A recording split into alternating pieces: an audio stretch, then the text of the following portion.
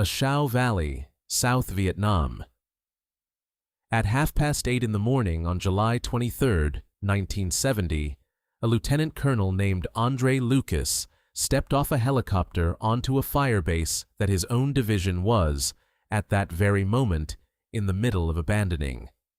Below him, howitzers were being slung out under Chinooks one by one. Around him, mortar rounds were already falling. He had lost radio contact with his executive officer a few minutes earlier, and rather than wait on the radio and hope, he had turned his own aircraft around and flown back in to find the man himself. 20 minutes later, a single mortar round, fired from a ridge the maps called Hill 805, would land within a few feet of where he was standing. It would kill the officer he had come back for. It would kill a soldier standing nearby. And it would end Lucas's own life a short while afterward. In the air, on the way to an aid station he never reached conscious. By that point, the hilltop position above the valley floor, a firebase called Ripcord, had already stood under siege for 3 weeks. Before that same day was finished, it would be empty. Its guns would be gone. Its bunkers, dug by hand out of red clay and sandbags, would be left to the jungle that had been waiting, patiently, on every side of it, since the day it was built. It is remembered today, in the small number of histories that bother to remember it at all, as one of the last places American and North Vietnamese soldiers fought each other in open, sustained, large-unit combat, in a war that both governments were already, quietly, trying to end. It does not carry the name recognition of Khe Sanh, or Hue, or the hill a year earlier that soldiers had nicknamed Hamburger Hill, in the very same valley. Most people, even people who know a great deal about that war, have never heard of it at all. This is that story, from the beginning.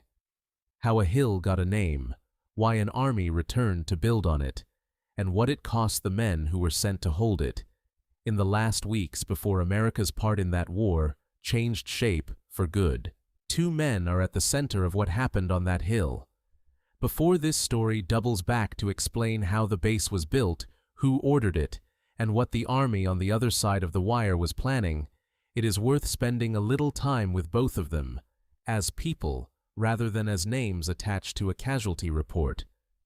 The first is the officer this documentary already introduced, briefly at the very top, Lieutenant Colonel Andre Lucas.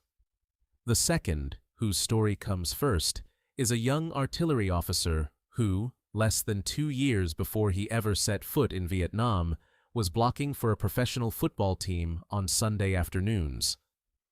First Lieutenant James Robert Kalsu, known to almost everyone who knew him simply as Bob, was 25 years old that July. He had grown up in Oklahoma, and by the time he reached the University of Oklahoma as a young man, he had already become a genuinely outstanding offensive lineman, good enough to be named an All-American tackle in 1967, and to help the Sooners to a conference championship that very same season. He was also, less famously than his football, the brigade commander of the university's Army ROTC program, a fact worth pausing on for a moment, because it quietly answers a question a great many people ask about him without always realizing they're asking it. Kalsu did not go to Vietnam because a draft board happened to pull his name from a lottery drum. He went because he had spent his college years training, deliberately and seriously, to become a commissioned Army officer, and when that commissioning obligation finally came due, he honored it without complaint. Before that obligation came due, though, professional football found him first. The Buffalo Bills of the old American Football League drafted him in the 8th round in 1968, and he started at guard for them that very season, playing well enough to be voted the team's Rookie of the Year by his own teammates and coaches. Somewhere along the way, he had married his college sweetheart, a young woman named Jan Darrow, not long after Oklahoma's Orange Bowl victory. By every surviving account, he had exactly the kind of life in front of him that a promising young lineman in professional football was supposed to have. a growing career, a young marriage, a daughter already on the way. He left it anyway, without any apparent hesitation. After the 1968 football season ended, Kal Su entered the Army as a freshly commissioned second lieutenant to fulfill the ROTC obligation he had signed up for years earlier, and by November of 1969, he was in Vietnam with the 101st Airborne Division, serving as an artillery forward observer, the specific job of an officer whose task is to move forward with the infantry into whatever ground they're fighting over and call in fire from the guns in the rear onto targets those same guns can never see for themselves. It is not, by any stretch, a safe assignment. It puts an artillery officer deliberately and repeatedly closer to the actual fighting than almost anyone else wearing the same insignia. On July the 21st, 1970, during the mortar fire that had, by then, become an almost daily fixture of ordinary life on Ripcord, Kal Su was moving through his position, checking on the men under him, when a round landed nearby without warning. He was killed instantly. He was posthumously awarded the Bronze Star for his conduct as a forward observer during the fighting on the ridge, along with the Purple Heart. He is remembered today, more than for any single statistic from his football career, for one specific and enduring fact. He remains, to this day, the only active professional football player the United States lost in the Vietnam War. But the detail that makes his death almost impossible to sit with quietly, the one that turns a historical footnote into something far harder to hold, is entirely a matter of timing, not of record-keeping. Jan Kal Su was pregnant with their second child that July, waiting back home in Oklahoma. 2 days after Bob was killed, on July 23rd, the very same day the base where he died was being evacuated under fire, she gave birth to a son. He was named James Robert Kal Su Jr., after the father he would never meet. Jan learned that her husband was dead only hours after delivering their child into the world. Their daughter, Jill, was not yet 2 years old at the time, too young to understand any of it. Jan Kal Su would go on, in the years that followed, to remarry and to raise both of her children into adulthood, carrying the weight of that one July in ways no outside account can fully capture. Bob Kal Su's name, though, did not simply disappear into the record books. The University of Oklahoma's Army ROTC program gives out an annual award in his name, honoring character and leadership in a Sooners player each year. The Buffalo Bills inducted him into their franchise's own Wall of Fame. In April of 2024, more than half a century after his death, a bronze statue of Kal Su, cast in his old number 77 jersey, was unveiled outside the football stadium at his old high school in Del City, Oklahoma, a stadium that today carries his name. And in November of 2016, the United States Postal Service formally dedicated a post office in Del City in his honor, under legislation signed 2 years before that.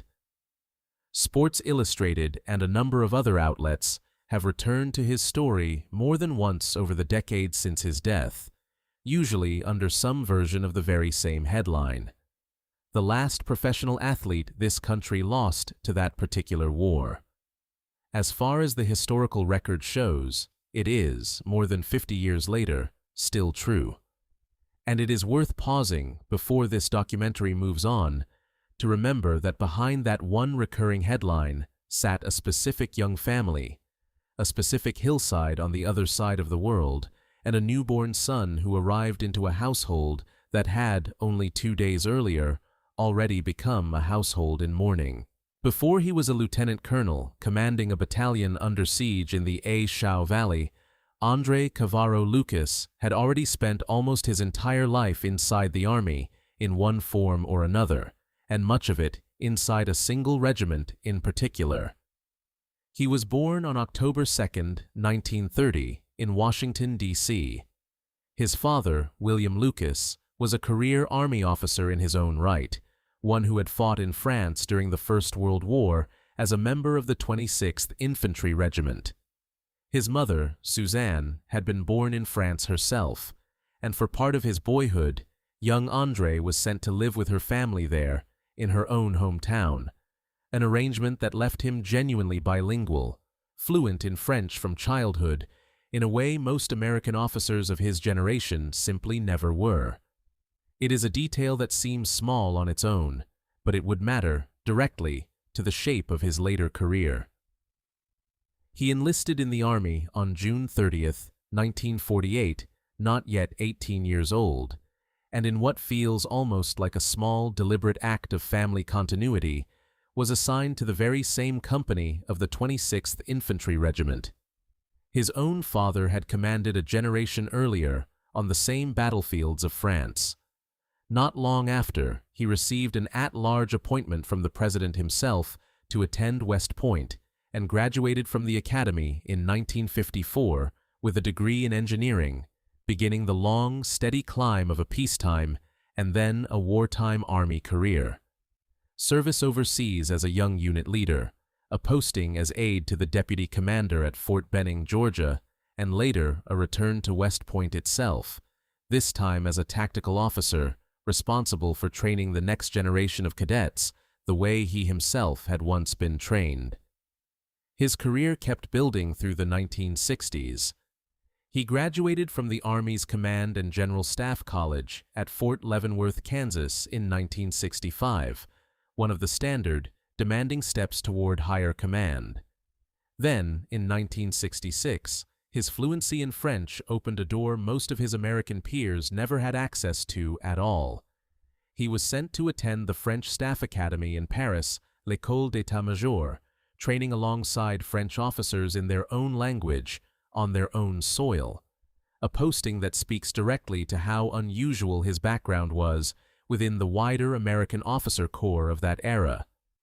Somewhere along this long climb, he married a woman named May Miller, herself of Swiss-French parentage and fluent in French as well, a match that, on paper at least, seems almost too neatly matched to his own background to be entirely coincidental. Together, they had 2 sons. By most accounts of the people who knew him, Lucas was, by 1969, a 40-year-old career officer with a stable family, a distinguished record, and no particular obligation left to prove anything further to anyone. And yet, in 1969, he volunteered for a combat posting in Vietnam anyway, reportedly over his own wife's genuine objections. It was not required of him. He chose it. By July of 1970, that choice had placed him in command of the 2nd Battalion, 506th Infantry Regiment, on a hilltop firebase in the A Shau Valley, directing artillery fire from a helicopter hovering at treetop level over enemy positions, dropping grenades by hand to men who had run out, and staying beside a burning aircraft to finish a rescue after ordering everyone else to safety first. None of that reads like the resume of a career staff officer trained in French military doctrine in Paris. But it is the same man. The quiet, methodical climb through West Point, Fort Leavenworth, and the French Staff Academy, and the desperate, exposed courage of his final 3 weeks in Vietnam, both belonged to André Lucas, and neither one fully explains the other. Sometimes a life simply does not resolve into a single tidy thread. His did not. It ended instead on a hilltop in a valley half a world away from the company his father had once commanded in France, in a war that, in its own way, closed a circle neither man could have foreseen when a teenage recruit was assigned in 1948 to walk into his own father's old regiment. Those are the 2 men this story keeps returning to. To understand how they both ended up on the same hilltop in the same short window of time, it helps to go back to the beginning, to the state of the war itself in the year that brought them there. By the summer of 1970, the war in Vietnam had settled into a strange, contradictory phase, one that does not always come through clearly in the histories written afterward. It was still being fought, in places with the same intensity it had carried for years. Men were still dying in numbers that would have been unthinkable in almost any other American conflict before or since. But the country doing the fighting had already decided, in principle and increasingly in public, that it was leaving. The policy behind that decision had a name: Vietnamization. The idea, first laid out by President Nixon in 1969, was to transfer the burden of the war back onto the South Vietnamese Army, gradually, in stages, while American combat troops came home on a published schedule. It did not happen all at once. It happened in a series of announcements, each one larger than the last, each one landing in American newspapers as a kind of countdown. In June of 1969, 25,000 soldiers were ordered home. That September, tens of thousands more followed. In December, 50,000 more again.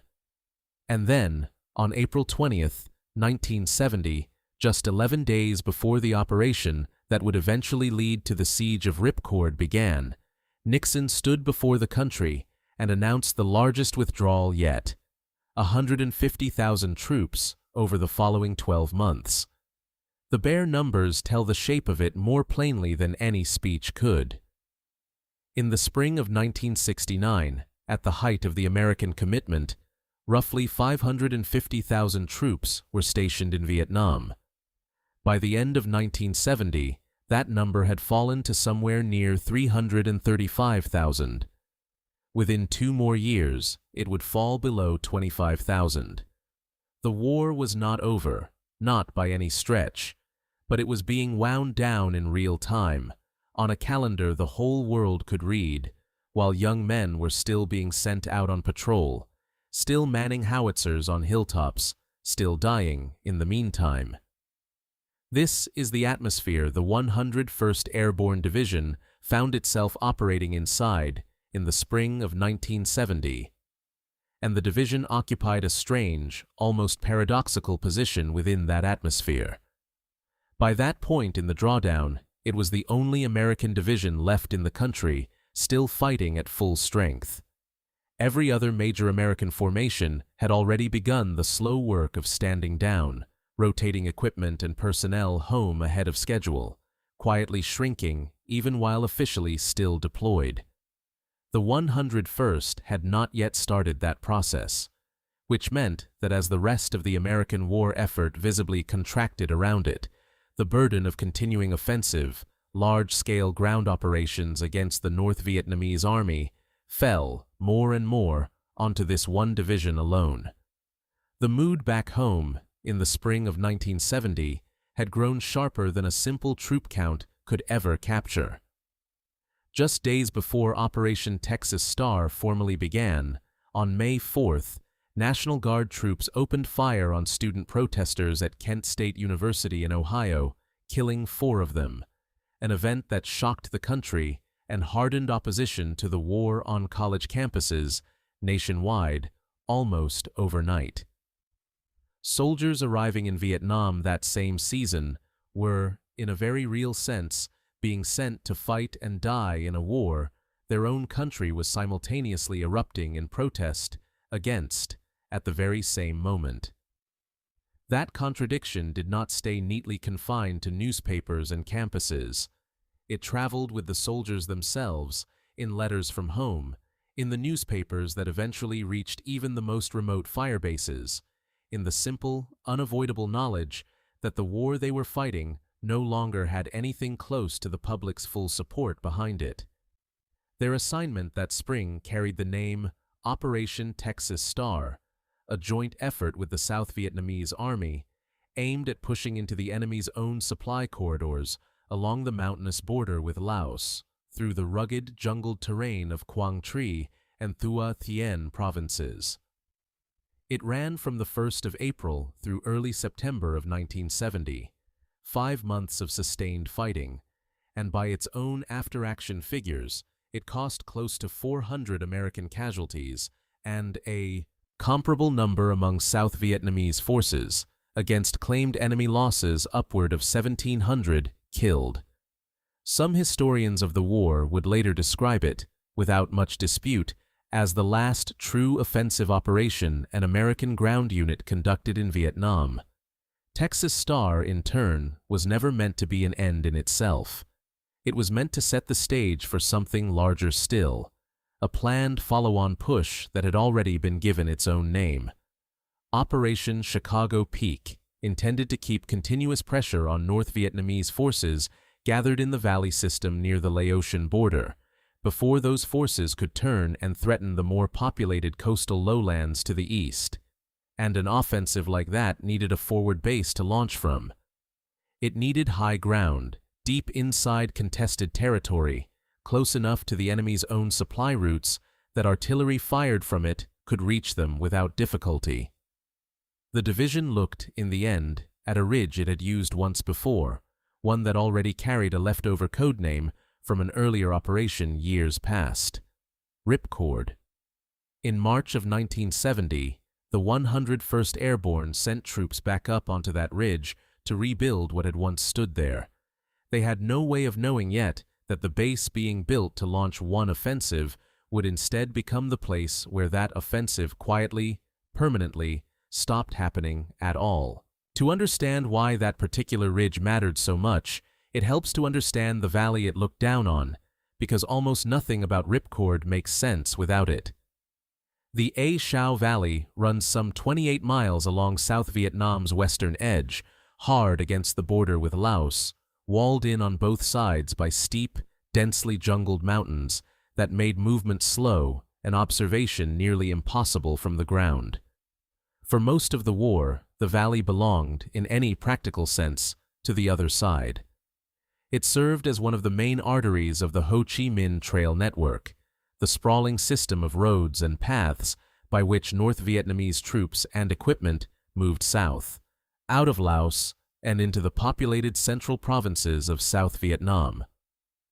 American commanders returned to this same valley again and again over the years, not because the ground was easy to fight over, it never was, but because it was valuable ground, and because leaving it alone meant leaving the enemy's own supply pipeline alone. The valley's climate made it a difficult place to fight in, even before either side fired a shot. Its monsoon season, arriving from the southwest through the later months of the year, could shroud the surrounding ridgelines in low cloud and rain for days on end, grounding the helicopters both sides eventually came to depend on in their own ways. The rest of the year brought a different kind of difficulty: thick, unbroken triple canopy jungle, 3 overlapping layers of forest growth stacked one above another, so dense in places that daylight barely reached the ground beneath it, and a soldier could sometimes hear movement nearby without ever being able to see who or what was making it. Ground troops on either side rarely enjoyed anything like a clear line of sight for more than a few dozen meters at a time, which meant that most of the fighting in this valley, across the whole span of the war, was fought at close range, on short notice, and largely by instinct. By the time the 101st Airborne rebuilt the firebase called Ripcord in March of 1970, the valley already carried a considerable weight of history behind it, and one battle in particular hung over everything that came afterward, whether the soldiers arriving in 1970 spoke of it openly or not. A little over a year earlier, in May of 1969, the same division, the same 101st Airborne, fought for a hill on the valley's western wall that appeared on military maps only as a number: Hill 937. The soldiers who fought and bled for it gave it another name entirely, one that has outlived the official designation by decades: Hamburger Hill. For 10 straight days, American and South Vietnamese troops assaulted that hill in wave after wave, against North Vietnamese defenders dug deep into bunkers and spider holes, retreating under fire and climbing again the next morning, absorbing casualties that different sources place somewhere between 50 and 80 American dead, and several hundred more wounded. They finally took the summit on the 20th of May, 1969. And then, within days of taking it, they left it. The position was judged, by the general overseeing the wider operation, to hold no lasting military value worth the cost of continuing to garrison it. Word of the assault, the casualty count, and the abandonment that followed reached the American press within weeks, and the story detonated into one of the most politically damaging episodes of the entire war. Congress asked hard, pointed questions on the record. A country already exhausted by years of fighting asked harder ones, in living rooms and newspaper columns across the nation. Why had so many young men died taking ground the Army had never intended to hold for more than a matter of days? That question, why die for a hill you're only going to walk away from, did not fade quietly. It settled into the reputation of the valley itself, into the A Shau's name, carried forward into 1970, whether anyone stationed there said so out loud or not. And when the 100 first went back in, to that same valley, to build another hilltop firebase less than a year and a half later, that unspoken history came with them, riding along in the memory of every officer who had served in the division during Hamburger Hill, and every journalist who had covered it. Ripcord was not Hamburger Hill. It was built for a different tactical reason, under a different brigade command, and it would end, in the final accounting, in a somewhat different way. But it stood inside the same valley, held by the same parent division, less than 14 months after Hamburger Hill's own bitter ending. And before its own story was finished, in ways its defenders could not have predicted that spring, it would raise a version of that very same question all over again. In March of 1970, soldiers of the 101st Airborne's 3rd Brigade, under the command of Colonel Benjamin Harrison, went back up the ridge to rebuild what earlier maps had once called Ripcord. It did not go quietly. On the 12th of March, as Alpha Company of the 2nd Battalion, 506th Infantry, moved onto the position to begin securing it, they took fire during the assault itself, small arms and mortar rounds greeting them almost as soon as they hit the ground. The valley, it seemed, had not forgotten they might come back, even though they were only just now arriving. Weather slowed the work considerably in those early weeks. Rain and low cloud, common enough in that part of Vietnam even outside the monsoon season proper, kept resupply helicopters grounded for days at a stretch, stranding work parties on the ridge with whatever material they had already managed to bring up. It was not until the 1st of April that the base could reasonably be considered established, and not until April 11th that Charlie Company had it fully secured. From the air, by that point, Ripcord looked like a bare, reddish scar cut deliberately into an otherwise unbroken green ridgeline, ringed with sandbagged bunkers, coiled wire, and gun pits dug into the red clay. The kind of position that exists nowhere at all in peacetime and seems to spring up everywhere once a war finds a reason for it. Its purpose, on paper, was straightforward enough. From this height, American howitzers could range deep into the valley below, reaching the supply trails and hidden staging areas the North Vietnamese Army had relied on for years to move men and material south. It was meant to serve as the platform for a still larger push to come, the planned follow-on offensive called Operation Chicago Peak. The North Vietnamese read the position exactly the way the Americans intended it to be read, as a direct and serious threat to the routes their entire war effort in the region depended on, and in the weeks after Ripcord went back up, elements of what would eventually amount to 2 full divisions were reported moving quietly into the hills surrounding it.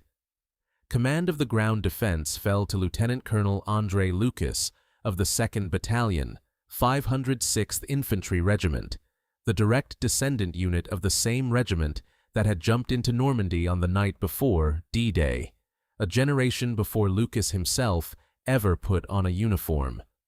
Lucas was 40 years old that spring, a West Point graduate with a father who had been a career Army officer before him, fluent in French from a childhood partly spent with his mother's family in France, a career officer through and through, who had, by several later accounts, volunteered for this particular posting over his own wife's quiet objections.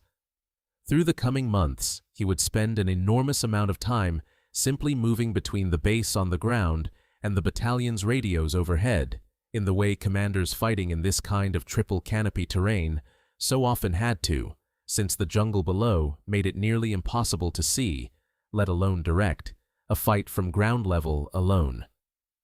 For the first 2 months or so, Ripcord's story was less a siege than a slow, wary build-up, the kind of quiet, watchful rhythm that anyone who has ever waited for a war to arrive would recognize instantly. Helicopters brought in ammunition, rations, and replacement troops, and rotated tired men out for a few days of rest in the rear.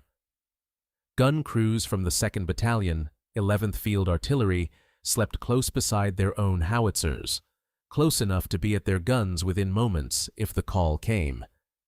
Patrols went out from the base nearly every day, probing the surrounding ridgelines on foot, sometimes finding nothing at all but jungle and heat, sometimes finding signs, a discarded pack, a fresh trail, a distant column of smoke, that the enemy was closer and in greater numbers than anyone stationed on that hill wanted to admit out loud.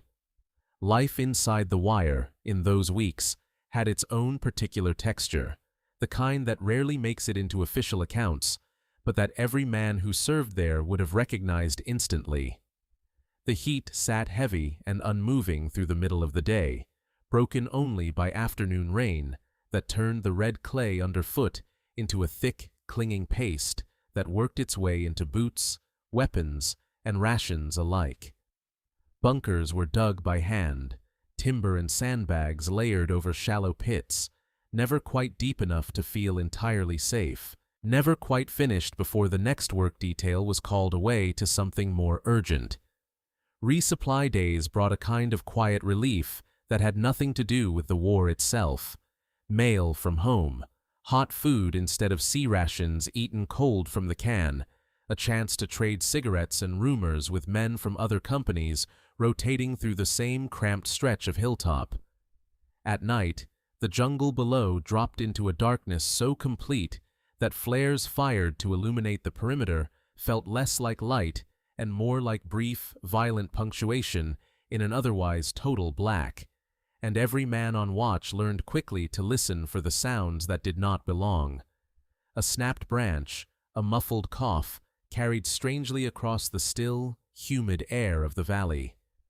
Not every loss in those early weeks came during what history would later mark off, cleanly, as the siege proper.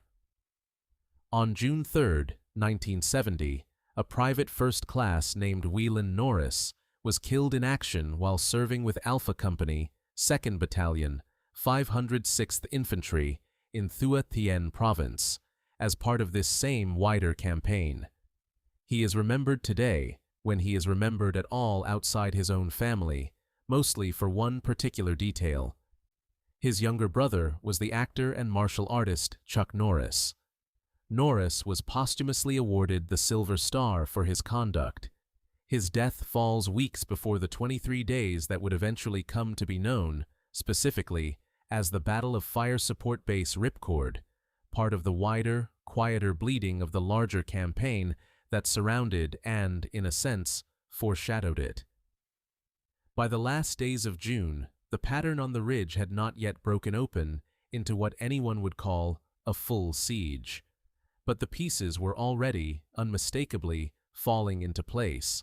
A base built specifically to threaten an enemy supply corridor, an enemy that had clearly noticed and was responding in force, and two armies converging, slowly and deliberately, on the very same stretch of jungle, without either side yet knowing, precisely, when the moment would come.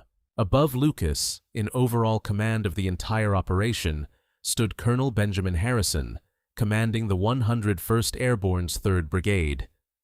Harrison had been the officer who ordered the ridge rebuilt back in March, and it was Harrison who would go on to spend years afterward defending, in print and in public forums, what happened on that hill, long after most of the country had stopped asking. He would eventually write his own book-length account of the battle, drawing in part on conversations he sought out, unusually for an American commander of that war, with the North Vietnamese officer who had actually commanded the forces arrayed against his men. Few American commanders from that conflict ever went looking for their former enemy's own version of events. Harrison did. Ripcord itself was never held by a single unit acting alone, however much the story tends to center on Lucas and his battalion. The 2nd Battalion, 506th Infantry, under Lucas's direct command, carried the core of the ground defense day to day, but it did not carry that weight by itself. To the north, Delta Company of the 2nd Battalion, 501st Infantry, held a separate, isolated position on a piece of high ground, the maps simply labeled Hill 805, ground that would prove, before the battle finally ended, to be among the costliest patches of dirt in the entire campaign. Companies from the 1st Battalion, 506th Infantry, operated alongside them on the surrounding ridgelines, and further out, on the perimeter of the wider effort, a regiment from the South Vietnamese Army's 1st Infantry Division stood alongside the Americans, part of the same broader Vietnamization logic that was, at that very moment, quietly reshaping the entire war around all of them. The guns that gave Ripcord its actual reason for existing belonged to 2 separate artillery batteries. Battery A of the 2nd Battalion, 11th Field Artillery, and Battery B of the 2nd Battalion, 319th Field Artillery, their 105 and 155 mm howitzers arranged in a ring around the crest of the hill, with the Infantry Battalion's own organic mortar platoon, drawn from Echo Company, 2nd Battalion, 506th Infantry, providing closer, faster support whenever the guns above couldn't respond quickly enough. Every one of those howitzers, every single round of ammunition they fired, every rotation of tired infantry coming off the line, arrived at Ripcord exactly the same way, by helicopter, up a ridge with no road leading to it at all, through weather that did not always feel like cooperating. That total dependence on the air would become the base's single defining vulnerability, and everyone involved on both sides of the fighting seemed to understand it almost instinctively, without anyone needing to say it aloud. Ripcord could be reinforced from above. It could be resupplied from above. It could not, in any practical or meaningful sense, simply walk out under its own power if things went badly. Whatever happened on that hill was always going to happen on the terms the helicopters allowed, on whatever days the weather and the enemy's guns permitted flight, and by the middle of July, that single fact would come to matter more than almost anything else that had happened on the ridge up to that point. The air crews who kept that lifeline running belonged, in large part, to 2 aviation units, whose names would not mean much to anyone outside the division, but whose work would matter enormously before this story is finished. Charlie Company of the 158th Aviation Battalion, flying the smaller, faster UH-1 helicopters that moved troops and wounded, and Bravo Company of the 159th Aviation Battalion, flying the heavy-lift Chinooks that carried the howitzers themselves. Every man on that hill, whether he thought about it consciously or not, was trusting his life to pilots he mostly never met, flying the same exposed stretch of sky, day after day, into a valley that grew more hostile to them with every week that passed. The story of Ripcord is usually told, almost entirely, from one side of the wire, simply because that is where the great majority of surviving written accounts happen to come from. But the base did not sit in some empty, unclaimed stretch of jungle.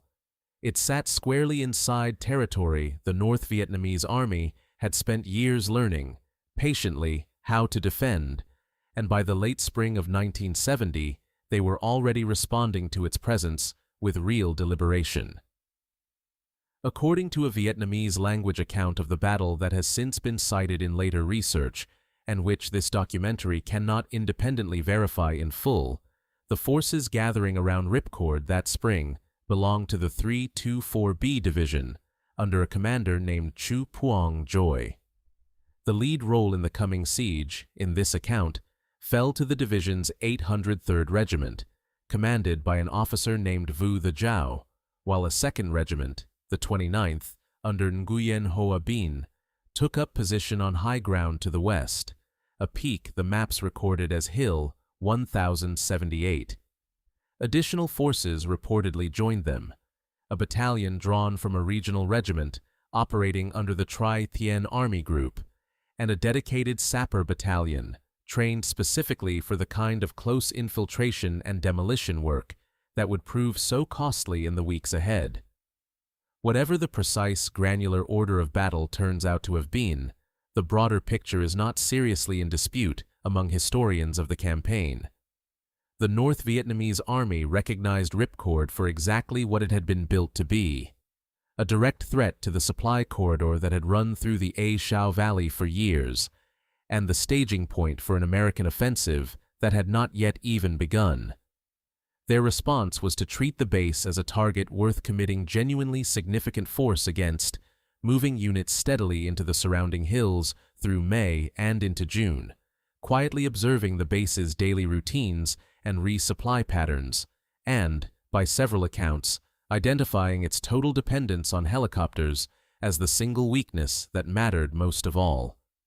A firebase that could not walk out under its own power, on its own 2 feet, was a firebase that could, in principle, be starved of the one resource it could never survive without: safe passage through the air above it. By the very last days of June, both sides had, in effect, already made their decision, even if neither one had announced it in any formal way. The Americans had built a base specifically to project artillery power into the valley below. The North Vietnamese had, in turn, gathered exactly the kind of force needed to make holding that base as costly and untenable as possible. Neither side spoke of it openly, in the way military planners rarely do before a fight actually begins. But on the morning of July 1st, none of that quiet planning would matter anymore. Only what happened next would. On the morning of July 1st, 1970, at around 7 o'clock, the first mortar rounds of what would become a 23-day siege came in over the wire. It was not, by the standards of what was still to come, a particularly large barrage. 8 rounds of 82mm mortar fire, a scattering of smaller 60mm rounds mixed in, and 10 rounds from a 75mm recoilless rifle firing from somewhere on the surrounding high ground, all landing on and around the firebase within a span of only a few minutes. American gun crews, already dug in and ready, returned fire quickly and with practiced precision, and by the time the exchange had ended, 3 North Vietnamese soldiers were reported killed by the response. No American casualties were recorded from that first morning's fighting. To anyone who had spent time on a contested firebase before, in an earlier year of the war, it might have looked, that first morning, like an isolated probe, the kind of harassing fire that comes and goes without much consequence. It was not that. It was the opening note of something considerably longer. The following night, July 2nd, the North Vietnamese came again, and this time there was nothing probing about it. Soldiers from the 803rd Regiment moved in close under the cover of full darkness, a company-sized assault directed at Charlie Company's positions on a piece of high ground the maps called Hill 902, attacking with rocket-propelled grenades, small arms fire, and satchel charges packed with explosives, thrown or set at close range against the perimeter. The fighting that night cost the defenders 8 men killed and 1 more listed as missing. On the North Vietnamese side, 15 soldiers were reported killed in the same engagement. It was the first real measure of what this siege was actually going to cost, on both sides of the wire at once, and it arrived less than 48 hours after the very first shot had been fired. July 3rd brought yet another exchange, 11 rounds of 75mm fire landing across the base, this time without American casualties reported in the aftermath. Then, for a stretch of a few days, The weight of the fighting shifted away from the base itself and out onto the surrounding ridgelines, where in one form or another it would largely remain for most of the rest of the siege that followed. From the 6th through the 9th of July, Delta Company found itself locked in a running, grinding fight for another piece of high ground, one the maps marked simply as Hill 1000, changing hands in pieces over those 4 days of close combat. This, it turned out, was the shape the war around Ripcord kept taking over and over. Not one single dramatic assault directly on the wire, but a scattering of smaller, brutal fights across the high ground surrounding the base, each one intended, on the North Vietnamese side of the ledger, to close the distance and seize control of the very terrain the base's own daily patrols needed to move through in order to operate at all. The fight for Hill 902 in particular left a mark on Charlie Company that lingered well past that single night. A company-sized sapper assault, pressed home with satchel charges at close range in total darkness, is among the most unnerving forms of combat infantry in that war ever faced, since it stripped away almost every advantage American firepower normally offered. There was no time to call in artillery on a position that close. There was no room to maneuver in the dark, tangled terrain of the hilltop itself. It came down, in the end, to rifles, grenades, and nerve, at a range close enough to hear the enemy breathing, and it set a tone for the rest of the siege that no amount of outgoing artillery fire from the main base would ever fully soften. By the close of that first week, nothing about Ripcord had visibly changed from the outside. The guns were still firing steadily into the valley below. The helicopters were still landing and departing on schedule. But the base had already been probed, assaulted, and fought over on at least 3 separate occasions in only 9 days, and the question every soldier on that hill was quietly, privately asking himself whether this was a passing nuisance soon to fade or the deliberate opening of something far larger and far more dangerous, was growing harder and harder to avoid answering honestly. On July 10th, the North Vietnamese mortars found their range again, precisely and without warning. A barrage of 38 rounds, a mix of 60 and 82 mm fire, fell squarely on Bravo Company's positions at 11:25 in the morning, killing 2 soldiers in a single strike. It was the kind of loss that did not come from any dramatic night assault or headline-worthy raid, just accurate, patient indirect fire, landing exactly where it had been aimed, on men going about the ordinary, unglamorous work of simply holding a hill through another day. In the days that followed, soldiers from Alpha Company are reported, in some accounts of the battle, to have recovered signals intelligence suggesting that the North Vietnamese command structure arrayed against them ran considerably higher than a single regiment, hinting at coordination reaching all the way up to the division level among the forces massed on the surrounding ridges. That particular claim rests on fairly thin sourcing, and this account offers it here with genuine caution rather than certainty.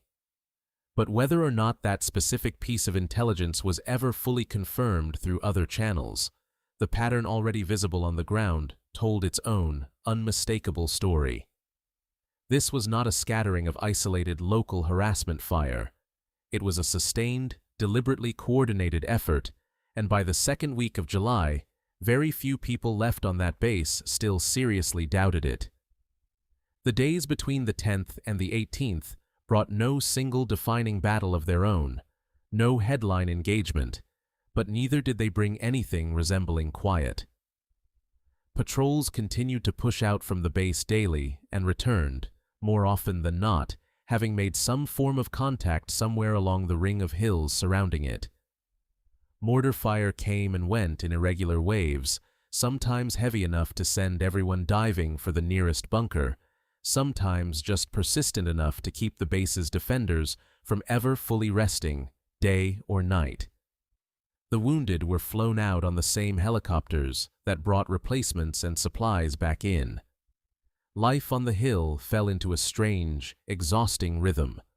watch, dig, patrol, take fire, resupply, repeat, under a sky that grew steadily more dangerous by the day as North Vietnamese anti-aircraft positions worked their way, patiently and methodically, onto the high ground ringing the entire valley. For the men actually living through those middle days, the exhaustion was as much a part of the battle as the mortar fire itself. Sleep came in short, interrupted stretches, snatched between watches, between incoming rounds, between the low, constant hum of helicopters passing overhead. Letters home from soldiers on firebases like this one, across the war more broadly, tend to describe a similar creeping fatigue. The boredom of long stretches of nothing, broken suddenly and without warning by fear, followed by more nothing, followed by fear again, until the two states began to blur together into something less like distinct events and more like a single, continuous condition. A man simply learned to live inside. Ripcord, by the middle of July, had settled fully into that condition for every soldier on the hill, regardless of rank or company. It was that last, quiet fact, more than any single firefight from those middle days of July, that would ultimately decide what happened next. A base that depended entirely, completely, on the air for absolutely everything it needed to keep functioning was about to have that one lifeline tested directly, and with real consequence, and on July 18th, it finally was. ACH-47. Chinook is not a small aircraft, and it was never meant to sit still for long. It is a twin-rotor, heavy-lift helicopter built to carry howitzers slung beneath its belly, pallets of ammunition stacked in its hold, and dozens of troops at once, exactly the kind of machine a firebase like Ripcord depended on for almost everything it needed, simply to keep fighting from one day to the next. On July 18, 1970, one of them was hit by ground fire while sitting, briefly, on the landing pad at Ripcord itself, in the middle of an otherwise routine resupply run.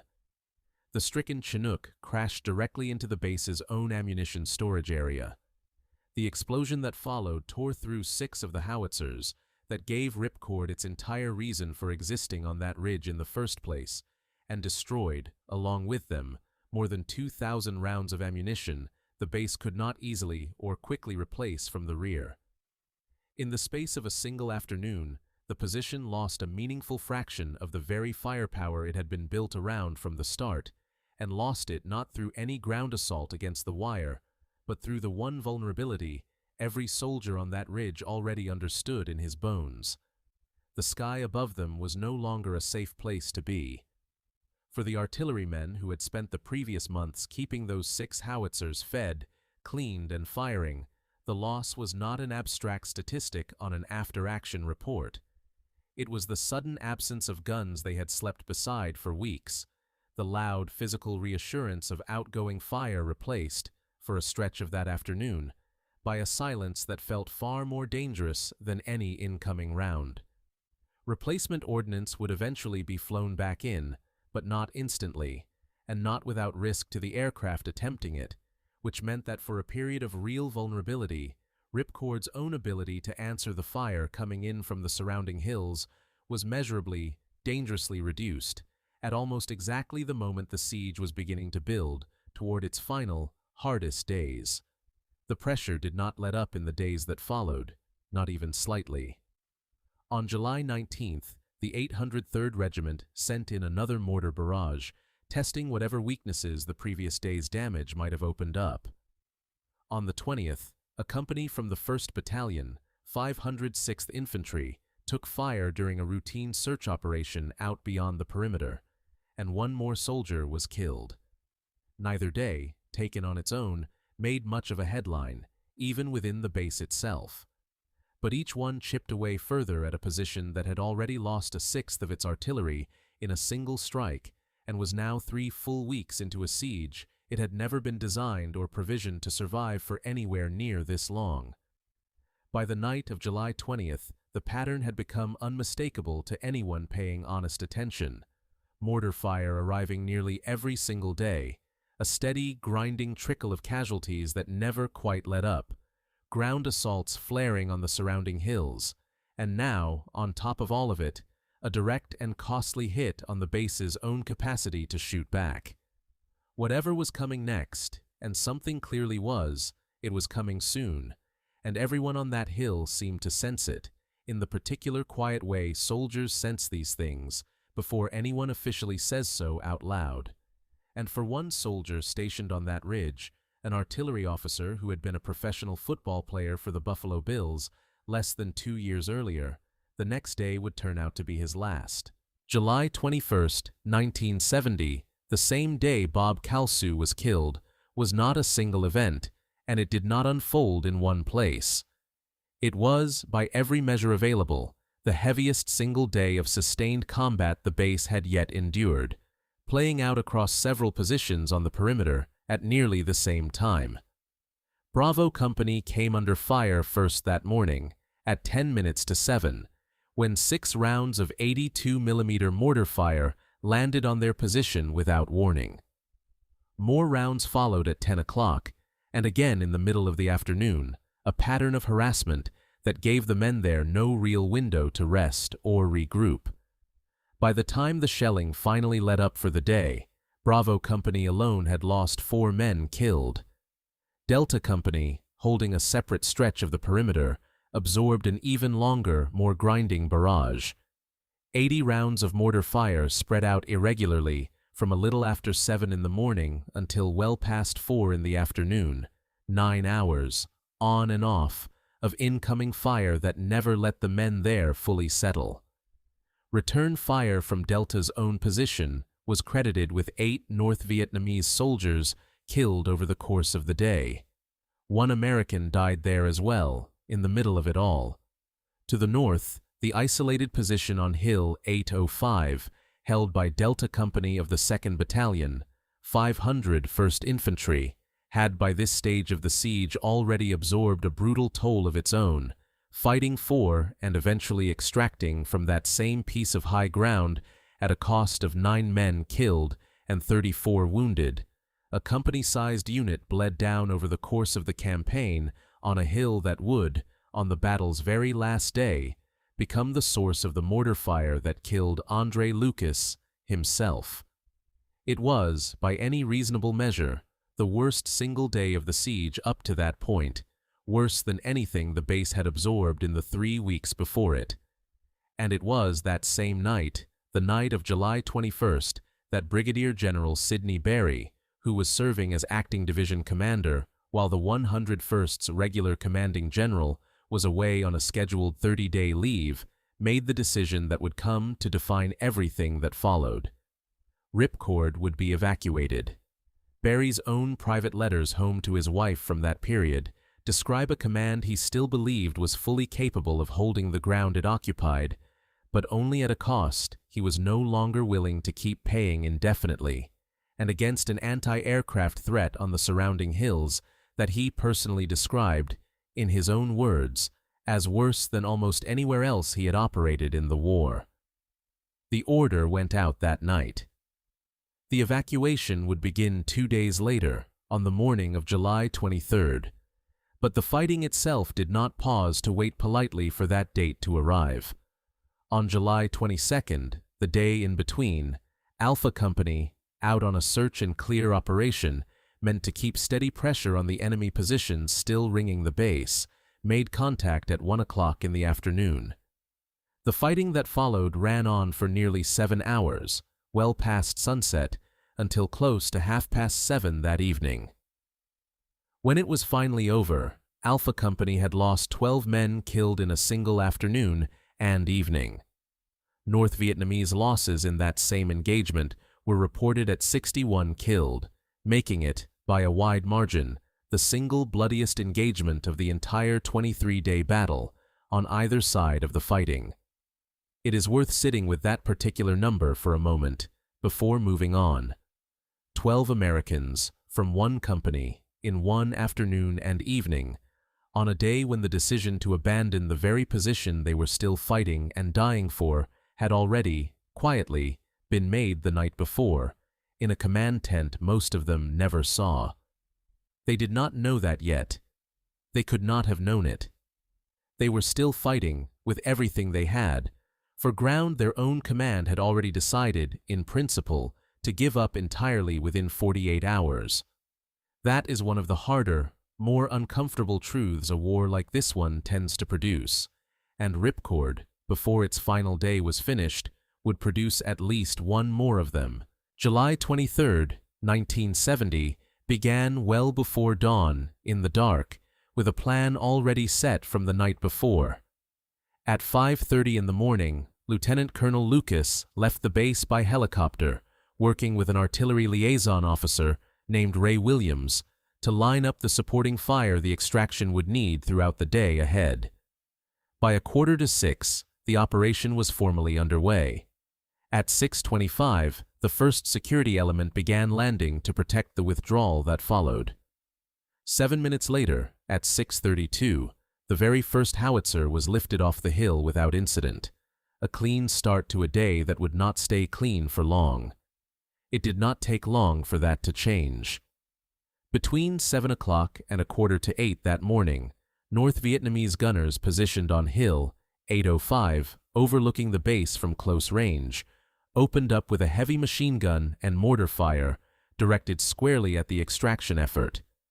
By 7:47, a CH-47 Chinook had been hit and had crash-landed inside the base perimeter, in the same scarred, blackened ground where an earlier Chinook had already gone down 5 days before.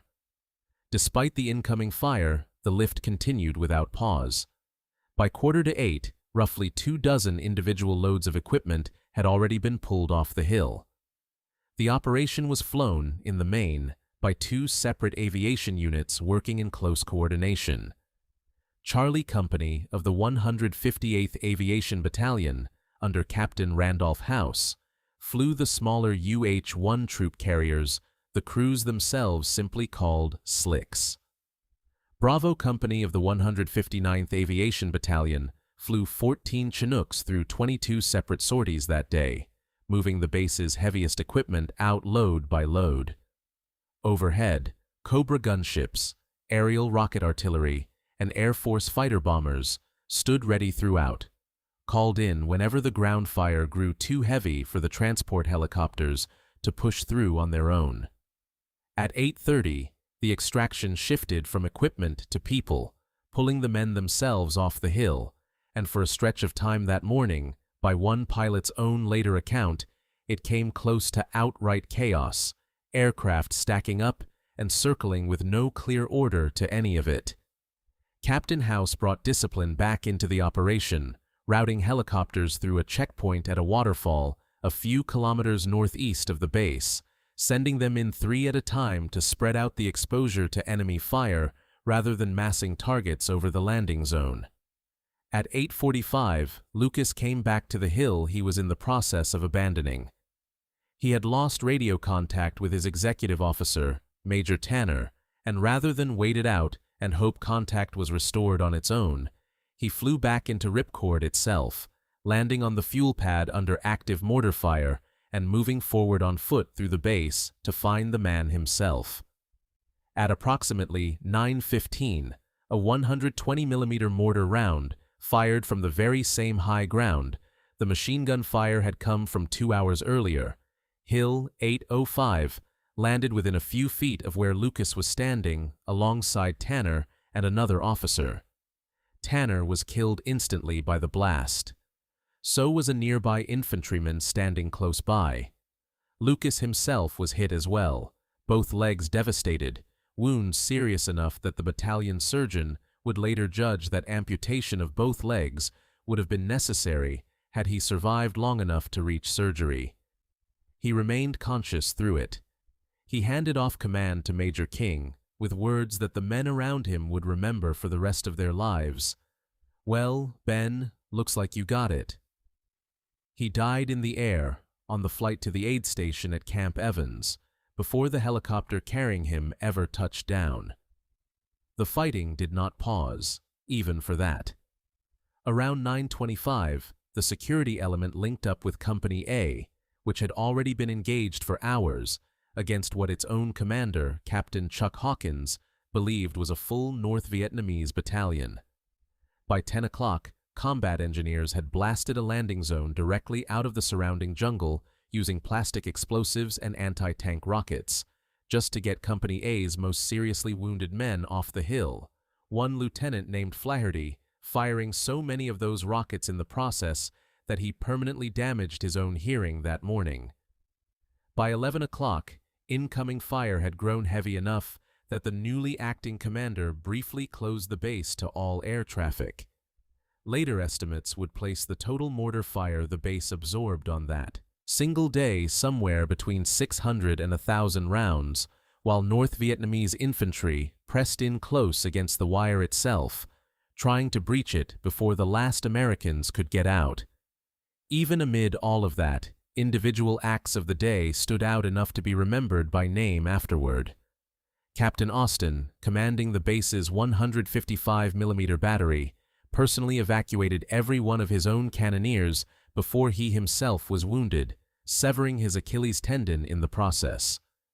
Lieutenant Watrous took severe shrapnel wounds to both legs and kept calling in airstrikes over the radio regardless, until he too was finally hit and had to be pulled out. Captain Peters, commanding Bravo Company, was wounded in the hand and arm, and was later awarded the Silver Star for his conduct that day.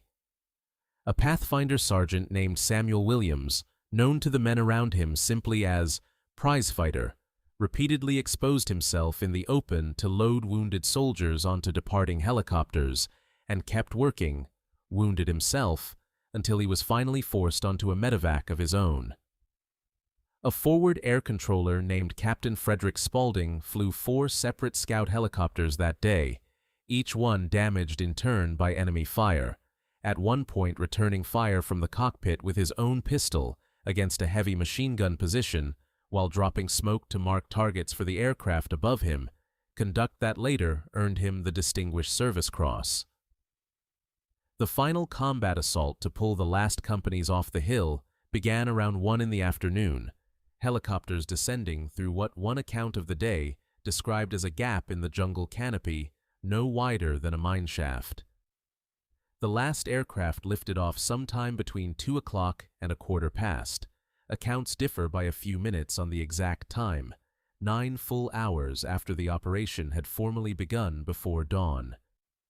In the confusion of those final minutes, 2 things were briefly, almost unbelievably, left behind on the hill: the body of a fallen soldier and a Kit Carson scout, a former enemy fighter now working alongside the Americans, who had hidden himself in a bunker rather than risk crossing open ground under fire. Both were recovered before the day was out, the scout by a helicopter pilot who later admitted, quite openly, that he hadn't been entirely certain, in the moment, whether the man in American fatigues waving frantically at him from the ground was really one of their own. By the close of that single day, Ripcord had cost 3 more Americans killed, Lucas among them, and 20 more wounded, stacked on top of everything the preceding 3 weeks had already taken from both sides. Afterward, the abandoned base itself was struck by B-52 bombing runs. Called in on ground North Vietnamese soldiers were already reported to be moving back into within hours of the very last American helicopter's departure. Andre Lucas was posthumously awarded the Medal of Honor. The citation does not describe a single instant of courage, the way so many war stories tend to compress themselves into one dramatic moment. It describes a pattern of it, sustained across the full 3 weeks of the siege. Hours spent flying at treetop level directly over entrenched enemy positions to direct a single company's fire, in a helicopter damaged badly enough by ground fire that he had to switch to a second aircraft rather than break off the mission entirely. Personally, dropping resupplied grenades down to troops who had run out in the middle of a firefight. Remaining beside a burning helicopter, amid its own exploding ammunition, to continue a rescue effort after ordering everyone else present to safety first. And finally, on the operation's very last morning, staying in the fight until the withdrawal he himself was directing had fully succeeded. he did not live long enough to see it finish. Even the most basic facts of what Ripcord actually cost are not fully settled, more than 50 years on from that July. The figure most commonly repeated for the battle is 75 American soldiers killed, covering the 23 days from July 1st to July 23rd, the siege proper as this documentary has just described it. But the Ripcord Association, the veterans organization formed by survivors of the wider campaign, lists a considerably higher figure on its own official casualty rolls: 138 killed, covering the longer window from March 12th, when the base was first reoccupied, all the way through July 23rd, the full campaign rather than just the 23 named days of the siege itself. A third figure, 68, appears in the official military after-action report covering roughly that same longer window, a number that does not cleanly match either of the other two totals. This documentary cannot fully resolve that discrepancy on its own. What can be said with confidence is that these are not simple clerical errors, but different, honestly arrived-at ways of drawing the boundary around the same extended event, and that the true human cost of what happened on that ridge is, in all likelihood, closer to the higher figures than to the lower ones so often repeated in passing. A similar note of caution applies to the medals awarded for the battle. It is sometimes claimed, in passing retellings of the story, that Ripcord produced 3 separate Medal of Honor recipients. On closer inspection, that particular number does not hold up cleanly at all. Andre Lucas's Medal of Honor is confirmed, explicitly and specifically, for actions taken during the named 23-day siege itself. 2 other Medal of Honor recipients are sometimes folded loosely into the broader Ripcord story, but their actual citations place their heroism elsewhere entirely. 1, weeks before the siege at Ripcord had even begun, at a different firebase within the same broader campaign. The other, a full month after Ripcord had already been evacuated and abandoned, serving with an entirely different battalion.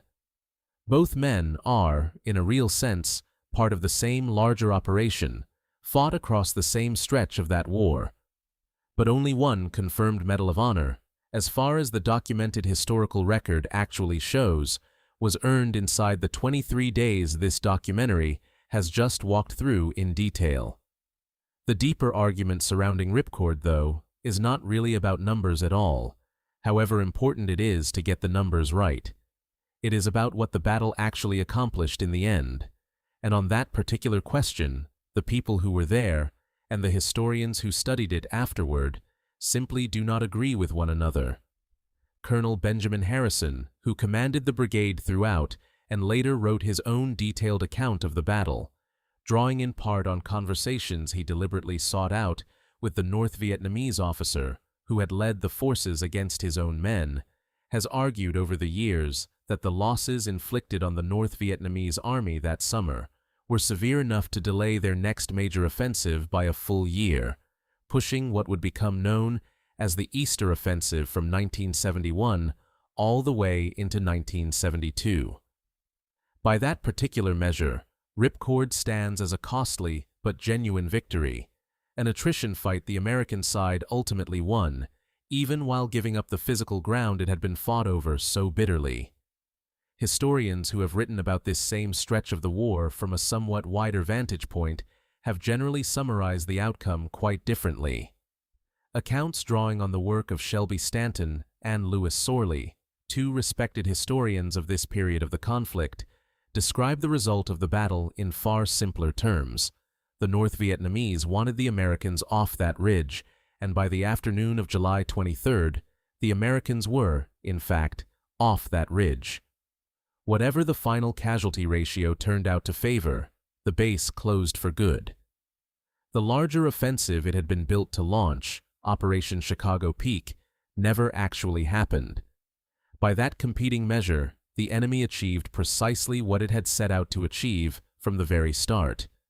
There is also a quieter, more overtly political thread running underneath both of these competing arguments.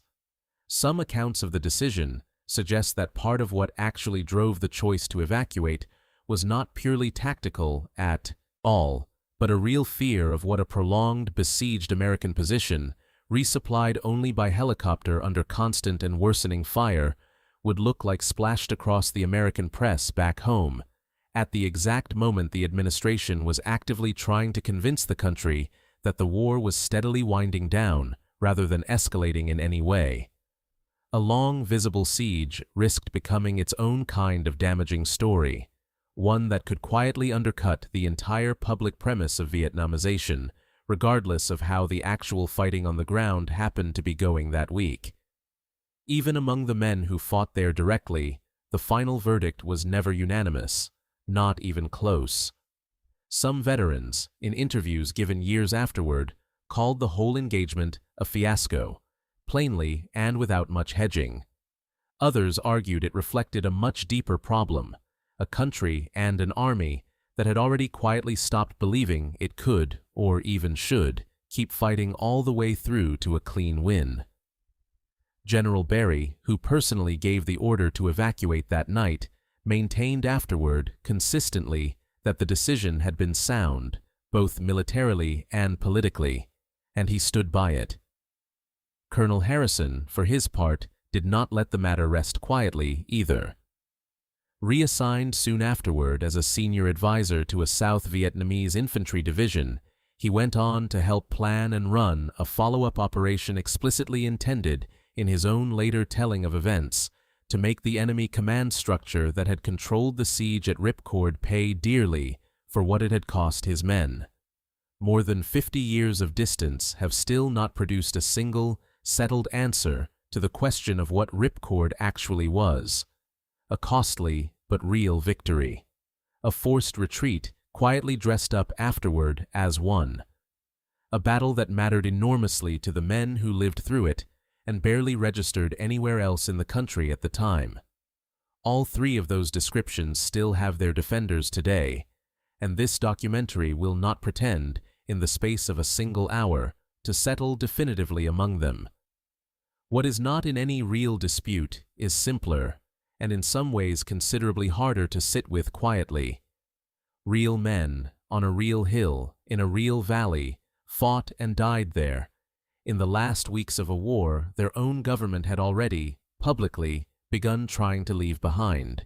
For a long time after 1970, Ripcord belonged almost entirely to the men who had actually been there, and to almost no one else. It began, quietly and without any real fanfare, as a simple newsletter in 1983, put together by a veteran of Bravo Company named Chip Collins, who wanted the survivors of that hill to be able to find one another again after more than a decade of silence. Other veterans joined the effort gradually over the following years, tracking down old names, old addresses, old memories that had gone unspoken for far too long. In 1986, 13 of them finally gathered together in person, for the very first time since the war, at a VFW post in New Jersey for what became the first official Ripcord reunion. From that small, almost accidental beginning grew what is known today as the Ripcord Association, which now counts several hundred members, publishes a quarterly newsletter that has run past 140 issues, and still holds an annual reunion every single fall without fail. Its stated purpose has not changed very much from what those first few determined veterans originally set out to do decades ago. Find the survivors, honor the fallen, and make absolutely certain the world finally knows what happened in the A Shau Valley in the summer of 1970. That knowledge has come out slowly over the decades, and mostly through the veterans themselves, working largely on their own initiative. Colonel Harrison wrote his own full account of the battle, drawing on interviews from both sides of the fighting line. A combat medic named Martin Glennon wrote his own memoir of what he witnessed on that hill. A researcher named James Smither compiled what may be the single most comprehensive account of the campaign, built from 15 years of patient veteran interviews. A historian named Keith Nolan wrote what many consider the single most complete narrative reconstruction of the entire siege, a book so thoroughly and carefully researched that another respected historian of the war called it simply the finest account of a single battle he had ever read in any conflict. Still, others followed in the years after, a broader collection of first-hand interviews gathered from more than 100 surviving veterans, a full biography of one of the campaign's Medal of Honor recipients, and a memoir from the very pilot who spent the whole of July 23rd flying repeatedly back into the fire, pouring off Hill 805. In 2013, a documentary titled The Ghosts of Ripcord, made by students at Temple University, brought some of those same veterans' own voices to a wider audience for the very first time, built in large part around the intertwined stories of Andre Lucas and Bob Kalsu. There is something worth noticing in that pattern, repeated across so many of the battles this kind of channel returns to again and again. The names that survive in wide public memory are rarely the ones that carried the greatest weight for the men who actually lived through them. They tend, instead, to be the names that happen to arrive at the right moment in the news cycle, or that fit neatly into whatever larger political argument the country was already having with itself at the time. Ripcord arrived at a moment when the country had largely stopped listening to news out of Vietnam in the way it once had, and so a battle that, by any close reading of the record, was every bit as costly and every bit as consequential as many far more famous ones, simply slipped past most people almost entirely unnoticed, then and now. Outside the small community of people who actually fought there or who study that war closely and professionally, Ripcord remains, by almost any measure, a quiet, unfamiliar name. It does not carry the public weight or instant recognition of Khe Sanh, or Hue, or Hamburger Hill in the very same valley a year before it. But it has not vanished entirely from public memory either, not quite. In South Carolina, a military museum built the entire centerpiece of a major exhibition on the state's involvement in the Vietnam War around a full physical diorama of the base itself, and has hosted public panel discussions on the battle for visitors who had, in most cases, likely never heard the name Ripcord before walking in that day. What happened on that ridge does not resolve neatly into a single, tidy lesson, and this documentary has tried, deliberately, not to force one onto it where none really exists. It was the last sustained, large-scale battle fought between American ground troops and the North Vietnamese Army, carried out by the very last full-strength American division still left in the country, in the middle of a war both governments were already working, quietly and publicly, to bring to an end.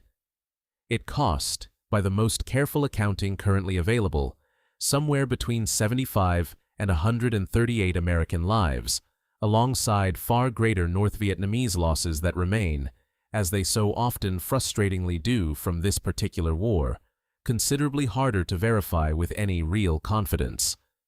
It produced exactly one confirmed Medal of Honor, awarded to a man who did not live long enough to receive it in person, and it took, among many other names now mostly forgotten, outside a small circle, a young officer who 2 summers earlier had been blocking for a professional football team on autumn Sundays, and whose infant son was born into a family that was, by the time of his birth, already grieving his father. The base itself is gone now, entirely, reclaimed by the very same jungle it was originally carved out of by hand, somewhere on a ridge, in a valley that most people, most places, will simply never see for themselves.